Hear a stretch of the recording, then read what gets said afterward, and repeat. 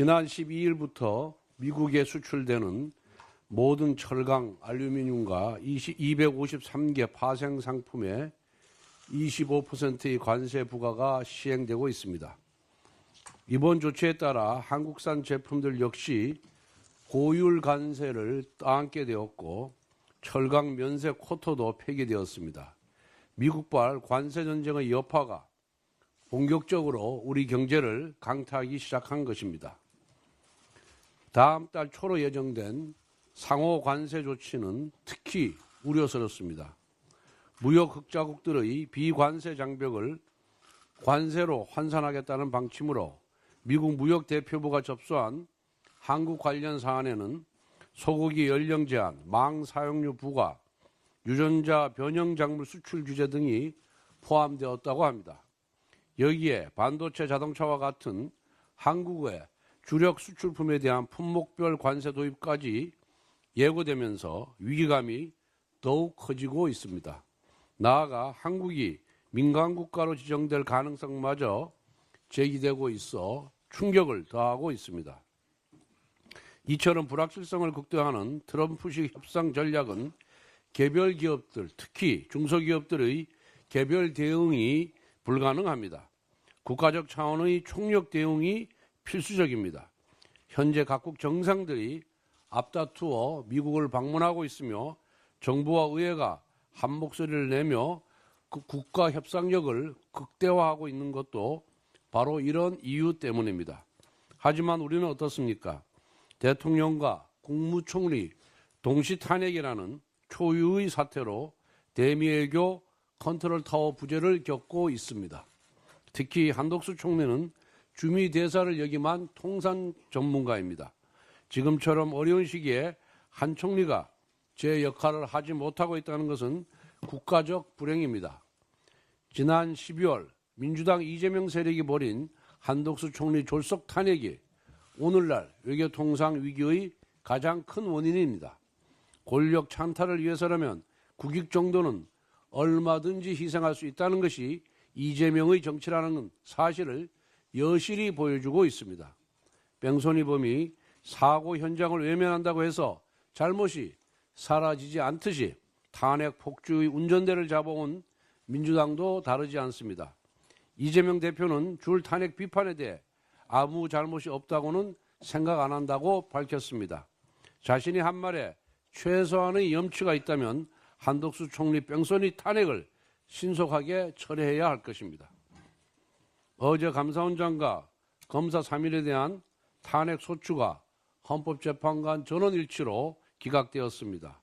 이로써 29건의 연색 탄핵 중 헌재가 선고한 8건의 탄핵 소추는 전부 기각되었습니다. 법리는 묻지도 따지지도 않고 오로지 장기간 직무정지를 목적으로 남발된 29번의 탄핵 소추는 모두 국정파괴 보복 탄핵이자 이재명 방탄 졸속 탄핵이었다는 것이 여실히 드러났습니다. 헌법을 중대하게 위반하여 탄핵받아야 할 대상은 감사원장과 검사들이 아니라 이재명 대표와 민주당인 것입니다. 이재명 세력은 줄 탄핵으로 죄 없는 사람을 고발하여 징계를 주려고 한 무고죄, 국회 입법 권력을 사적 보복에 동원하여 직무정지시킨 직권남용죄, 내용도 없는 졸속적인 소추문을 작성한 허위 공문서 작성죄를 저질렀습니다. 이러한 범법 세력들이야말로 이제 국민으로부터 정치적 탄핵을 받아야 합니다. 이재명 대표는 29번의 줄 탄핵에 대해 잘못을 시인했습니다. 반성의 진정성이 있다면 이재명 대표가 해야 할 일은 3가지입니다.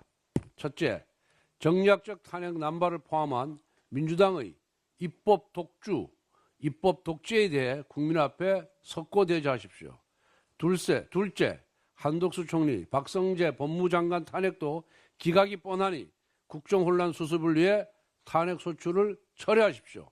마지막으로 작년 말 민주당이 탄핵에 이어 2차 보복 차원에서 일방삭감 처리한 감사원 핵심 예산 60억 원, 검찰 핵심 예산 587억 원을 복원하십시오.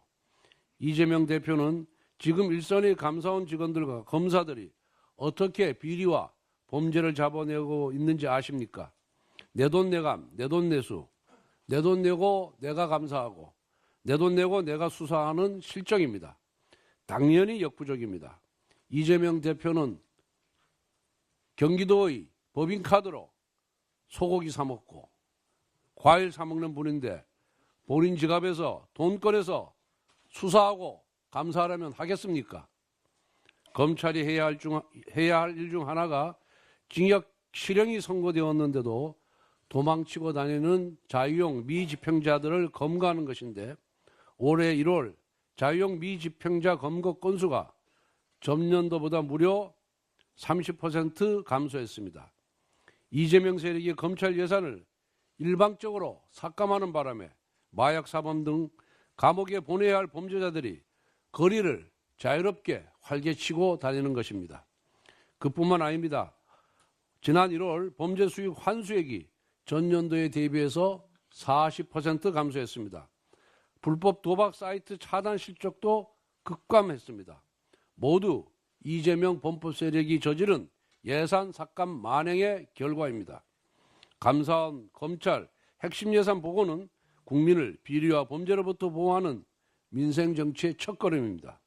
이재명 대표의 반성이 깃든 화답을 기대합니다.